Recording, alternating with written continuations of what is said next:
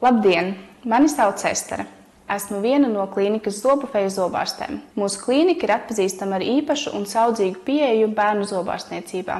Taču mēs pieņemam arī pieaugušos. Ar lielāko prieku mēs arī sagaidām uz vizītēm mūsu pacientu vecākus, kā arī aicinām visus citus izmantot iespēju, ko mūsu klīnika piedāvā pieaugušajiem. Tā ir plombēšana, sakņu kanālu ārstēšana, protezēšana, implantoloģija, kā arī zobu ekstrakcijas.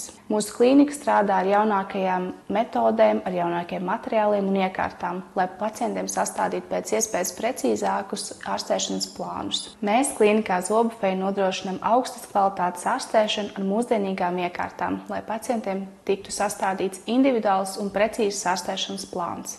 Zobu implanti ir mūsdienīgs un ilgspējīgs variants. Tie uzrāda ļoti augstus veiksmes rādītājus un var pacientiem nokalpot pat visu mūžu. Implanti ir kā maza skrūvīte, ko mēs ievietojam žokļa kaulā, tādā veidā aizvietojot iztrūkstošā zobu sakni. Pēc tam uz implanta var likt piemēram kroni vai arī pārklāja protēzi, ar ko mēs varam aizvietot pat visu zobu rindu. Lai nodrošinātu katram pacientam pēc iespējas precīzāku individuālu ārstēšanas plānu, mēs pirmajā vizītē veicam pacienta diagnostiku. Tiek veikta mutes dobuma izmeklēšana un apskate, intraorālās fotogrāfijas, arī reņģenoloģiska izmeklēšana, kas ietver 3D reņģenu, kā arī pēc nepieciešamības varam veikt intraorālu skenēšanu. Mūsdienās implantu ievietošana ir kļuvusi par ļoti ikdienišķu manipulāciju zobārsta praksē. Implanta ievietošanas gadījumā nav nepieciešams slīpēt blakus zobus, kā tas ir piemēram ievietojot tiltveida protēzi. Pacientiem implantu ievietošana visbiežāk asociējās ar grūtu un sāpīgu manipulāciju, taču tā nav. Implantu ievietošana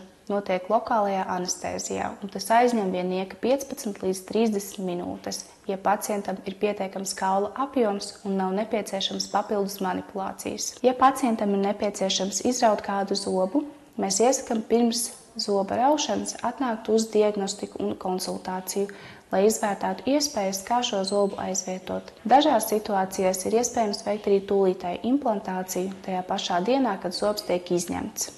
Ieliekot implantu, mēs parasti ļaujam kaulam sadzīt līdz 6 mēnešiem, un tad uzliekam pastāvīgo konstrukciju uz šī implanta. Tas var būt gan kronis, gan tiltveida konstrukcija, gan arī pārklāja protēze. Veicot implantāciju priekšzobu rajonā, dažkārt ir iespējams veikt arī tūlītēju implanta protezēšanu, lai pacientam nebūtu šis periods jāstaigā bez priekšējā zoba. Situācijās, kad pacientam jau sen ir ticis izrauts zobs, var gadīties, ka, lai ievietotu implantu, nepietiek kaula apjoms, kā arī iztrūkstošā zoba vietā var sākt sagāzties blakus esošie zobi. Šādās situācijās var gadīties, ka pacientam pirms implantācijas ir nepieciešams pieaudzēt kaulu vai veikt deguna blakus dobumu pacelšanu, kā arī var būt nepieciešams atbrīvot vietu, lai ievietotu implantu. Lai implanta ievietošana un funkcionēšana ilgtermiņā būtu veiksmīga, pacientam ir nepieciešams uzturēt labu un kvalitatīvu mutes dobumu higiēnu.